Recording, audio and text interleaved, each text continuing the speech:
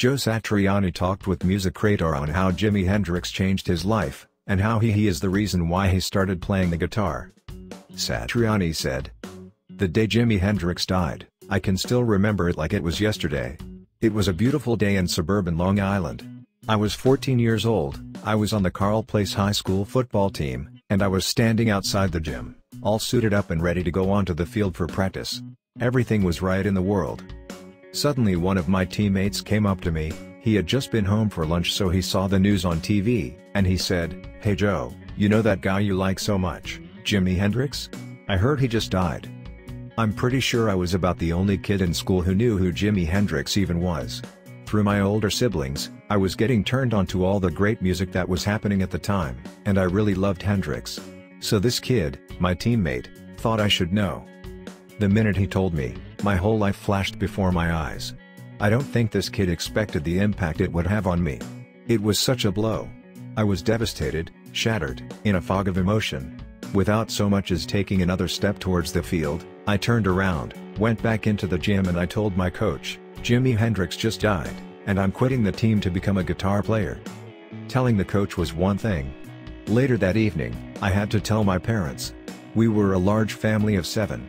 Dinner was progressing normally, the usual conversations, until I said basically the same thing I had told my coach, "Jimi Hendrix died today and I'm going to devote my life to playing the electric guitar."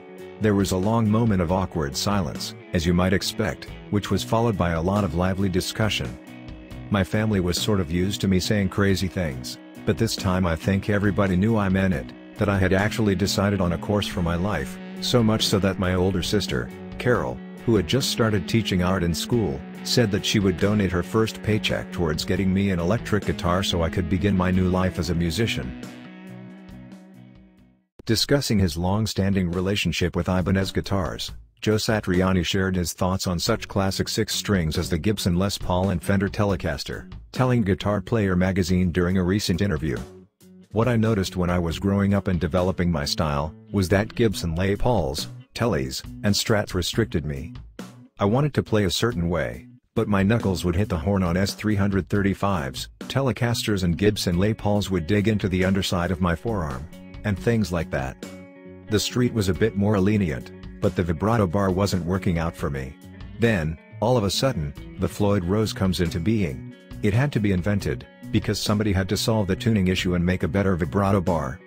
Also, I had been putting guitars together myself with boogie bodies and ESP necks, and all this stuff, but it wasn't until Ibanez sent me a 540R that I realized, hey, this doesn't look like a 50s guitar, and it produces a whole other sound.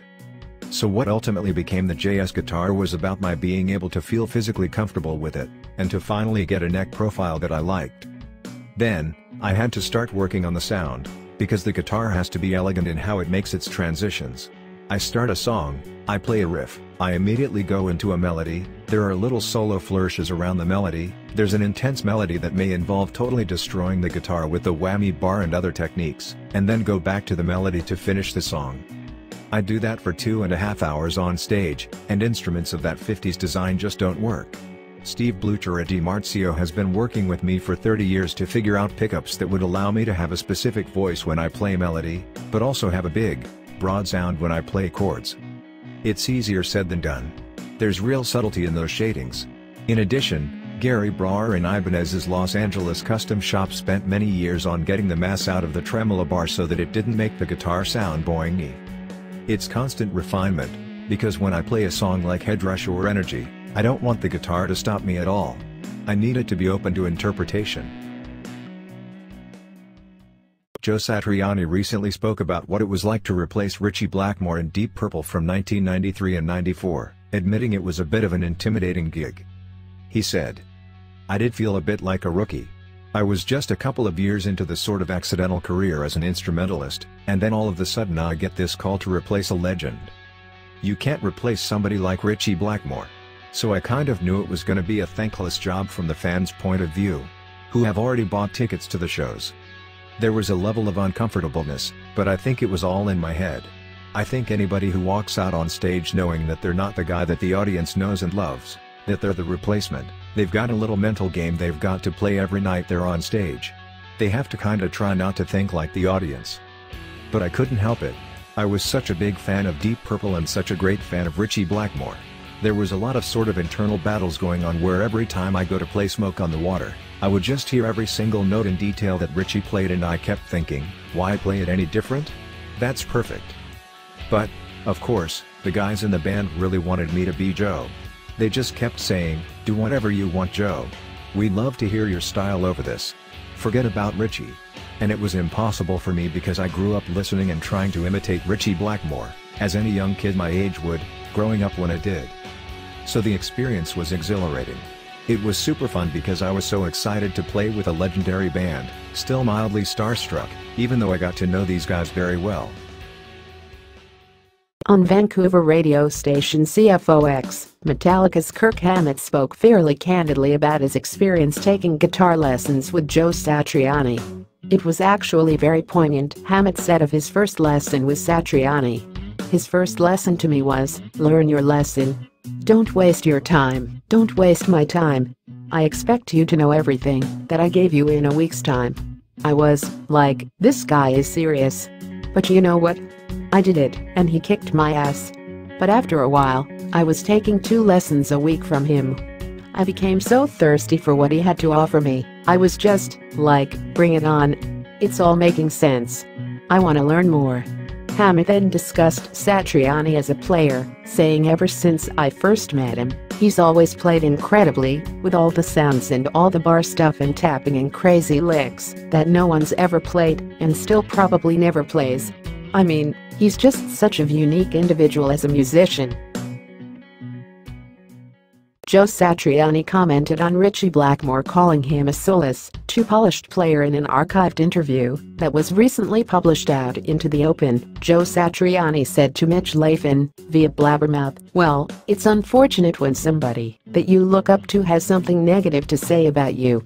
So that part will always hurt. I wouldn't hide my feelings about that. I get criticized on both sides of the fence for the opposite offenses. And I don't quite understand it other than most of the time, when someone has criticism, it's because they're challenged and they feel that they have to strike out. So I get it, I understand why he would have to say something negative. I can kind of laugh at it because I'm not like that myself. I tend to just look at the positive of another musician and focus on that. This is what Ritchie Blackmore said about Joe Satriani. To me, listen to Joe Satriani, he is a brilliant player. But I never really hear him searching for notes. I never hear him playing maybe a wrong note. Jimi Hendrix used to play lots of wrong notes because he was searching all the time. Where the hell is that correct note? And when he did find that right note, wow, that was incredible. But if you're always playing the correct notes, there's something wrong. You're not searching, you're not reaching for anything. But that's not to say that he is a very brilliant player, same as Steve Morse, fantastic player. I'm just glad they found a guitar player to carry on, because I thought I was going to be shackled to this band for the rest of my life. You know, it was like a ball and chain thing. And luckily they said, oh, we found someone. Thank God I can get out. You know, I think that I haven't listened much. I just know that Joe Satriani and Steve Morse are brilliant players, and I remember Steve Morse with the Dixie Dregs, fantastic stuff. I think what you mean may be that certain people play from the heart and other people play from the head.